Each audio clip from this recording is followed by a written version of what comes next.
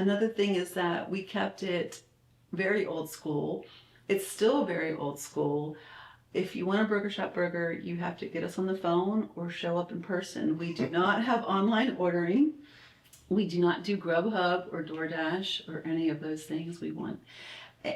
And people told us that you would never make it. You've got to get with the times. You know, people need to online order. But I knew that it would be a disaster if we did open those floodgates because we'd have no way of controlling it, and we would be there till midnight cooking the orders. We're a small place, and so that's what sort of acts as the floodgates to limit what we can handle is what can come in the door, come in through the phone. Some people criticize us for that, but it's what we can handle and what we can manage. And it works well. And it works well. Yeah. That's the thing. Yeah. Every business I get involved in, it's like there's never a shortage of advice or opinions. And it's No. like it's so easy to get caught up in that and like, oh, you start doubting yourself, or at least I do, like, oh, am I on the right path? Do I have the right idea? But yeah, sticking with your plan and keeping it forward and being consistent with it, I think is the most important thing. And everybody, customers, other business owners, family will give you lots of advice, but they're not the ones that are going to be showing up there to unlock the door or to make the patties or to cook the patties. And you have to trust your instincts. You have to trust what's going to work with you. You know, if you burn yourself out and snap and get angry with customers, you're going to lose your customers. You know, you really have to just trust your own instincts and your own gut when it comes to making decisions about your business. 100%. I know when I was operating Keith's store, after I'd fixed it up and I was trying to, you know, really get it going, it was like everybody was telling me what I was doing wrong and what I should be doing. And if they were doing it, this is what they would be doing. And I got to the point where if somebody came in, like one of the regulars or anybody was like, here, let me tell you what you should do. And I'm like, well, if you want to give me your opinion, you have to volunteer up here for 7 hours first. Right. Until you hit that 7 hours, I'm not listening. I would walk away because it was Right. just too much. Have we ever decided to walk away? We can definitely get there. There's been times, I actually have a word for it, and it's called Saturdayitis. And so we start off slower in the week, and as Friday night comes and Saturday, by the time Friday night's over and Saturday's over, we're tired, you know. Yeah. There's, you know, and I just try to tell my staff, people are just coming in, they just want a burger. It's just a simple burger for them. And it is just a simple burger. But when you're on burger 300 for the day, it's tough, and you're working hard to make it quick and good for every person. So when you drive home on Saturday night, you're tired, and that's when you start thinking about, well, maybe I'll just close, or maybe I'll sell it, or maybe, and I just call it Saturdayitis. Take a break, recharge, you'll feel better on Tuesday, and usually we do. Yeah, I like that. So.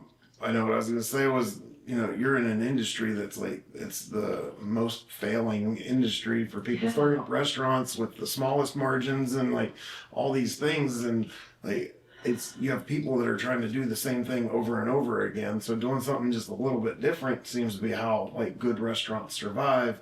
If you're if you're a small business, not like the corporate restaurants, obviously theirs is the doing the same thing over and over again, but making yourself stand out and having those hours and having the consistency and all Sure. that stuff.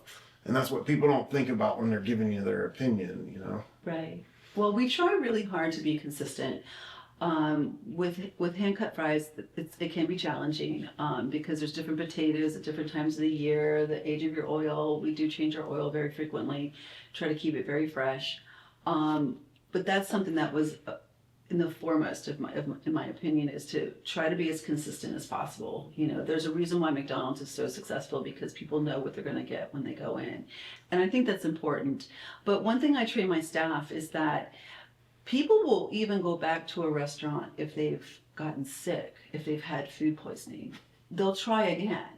But somebody will never, ever go back to a restaurant if they've been treated rudely. Yeah. That's it. They're gone. And so we try really hard to be customer focused, learn people's names, you know, make sure they have what they need. You know, we don't have any advertising cost either. So letting some things go, you know, if I've got, you know, a young kid stealing soda, let's let it go.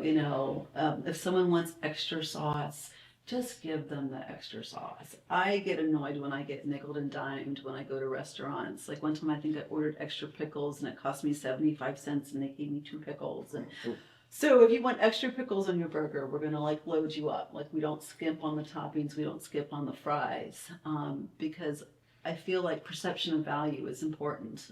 When I go out to eat with my kids, and I feel like I'm spending good money and I'm not getting value for it, then it makes me not want to go back. If I'm divvying up, 14 fries. Yeah. So we load up on the fries, and if you want extra toppings, we load up on that. And you can put whatever toppings you want on your burger. And I think that all plays into the perception of value.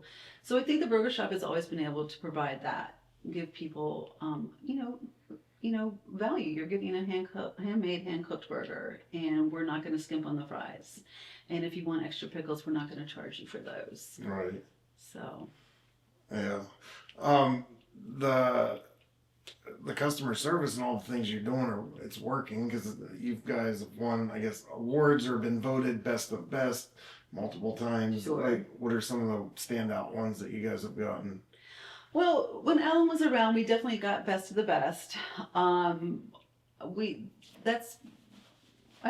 think we're still nominated. I think we win like second or third now, but we also really don't promote that and we don't vote and I don't keep customers' emails or anything like that. It's not, when Alan got sick, it wasn't important for me to win the awards. I just like my reward is happy customers. And so I'm always checking with my staff if I'm there. I said, people like their food, is everything okay? If something's not right, let's make it right. So that's another thing that we try really hard to do is we try not to make mistakes. But if it does occur, we make it right. Right. So we definitely do that. I had a gentleman not too long ago came in, he called his order in and my young guy gave it to the wrong person. And so then he had to wait for his food to get cooked again. And those things make me really that's what gets me the most irritated is mistakes like that. And so, refund the guy's money with no questions asked because this is our mistake and our fault. Yeah. So we want to make it right. So we do that. And I think, again, that's something else that gets lost in this day and age. I feel like customer service isn't as much of a priority in a lot of businesses, and they tend not to make it because of that. But that's something that everything we do, it's always, we make mistakes, we own up to those mistakes, and we try and fix it as best we can. And even if we lose that customer, if the other customers see it and see that we care enough to, do it or try and fix it, then they tell people and it helps. And it's, not so much about people talking about, oh, well, they fix it, but just building that trust and that relationship in the community.